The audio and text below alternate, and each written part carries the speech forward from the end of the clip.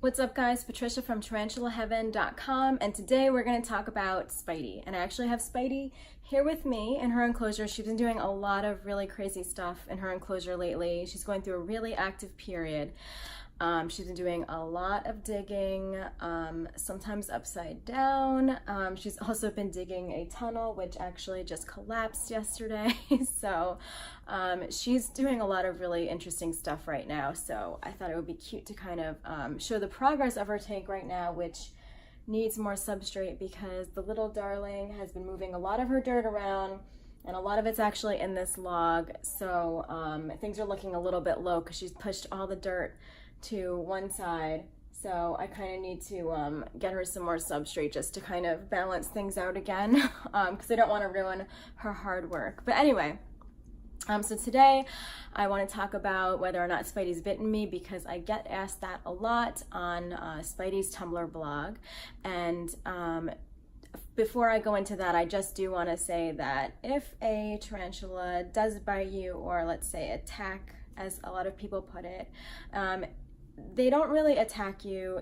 Tarantulas defend themselves. That's what they do. They do not attack. So if a tarantula does bite you or do another defense like flicking hairs, it's not really because they want to attack you or hurt you. It's because they're scared and they're feeling defensive. So long story short, tarantulas don't attack, they do defend. So it's important to make that distinction because we want to kind of dispel the myth that tarantulas are like these mean predators that want to get you. So now that we've got that sorted out, so I've actually never been bitten by Spidey. There was one time where I thought that she might have bitten me, but it actually turned out that I was very much misunderstanding her body signals, and I wrote about that on the blog. I'll leave a link to that below in case you want to read about that. But no, she's never actually like raised up or given me a threat pose before.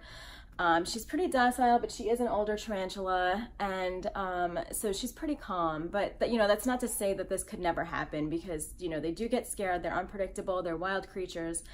So you never want to say never, but so far that has not happened. And part of that is because I really don't push her. I'm pretty good at respecting her space. I keep handling to a minimum. And when I do things in her tank, I usually try to make sure that it's not going to disturb her or put her under any kind of stress. So I think that's really important when you have a creature that's as nervous and skittish as a tarantula, is that you do want to move around their tank in a very respectful way and to just give them their space. So that's one of my recommendations. And now, as far as flicking hairs, Spidey has flicked hairs twice in her first year that I had her. So she's a new world. She's a Chilean rose hair, so that means that she has those itchy hairs on her back. And like I said, I've only seen her do that twice in the whole time that I've had her. It's been probably over 5 years now.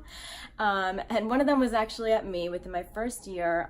It was really late at night and she had been just resting, and I opened up her tank really quickly and it startled her a lot. So she actually ended up flicking hairs, and I have a picture of that right there. And luckily, my hand and my face was not anywhere near the tank, so I did not get any of these hairs on me, and she didn't flick a good amount. It was a very quick response. I've seen some videos where the tarantula will really just like flick those hairs like crazy. And so I was lucky, and I learned an important lesson about being nice to Spidey. Not startling her when she is in her tank, and like just opening the tank in a very nice, gentle way. So that's what I try to do now. And the second time that I saw her flicking hairs was actually at her food. I did put a superworm in her tank once, and she really didn't like it. She wanted to be left alone, so she ended up flicking hairs at the worm and then running across the tank so she could be alone. So needless to say, the worm was taken out really, really quickly. So that is my take on, you know, Spidey, and if I've been attacked, I would say no. And like I said, they do not really attack. Spidey was just defending on herself. So that's what I have to say about that. Anyway, if you are interested in learning more about tarantula defenses and behaviors, I do have a tarantula guide that covers that and tons more. So you can check that out at the link below.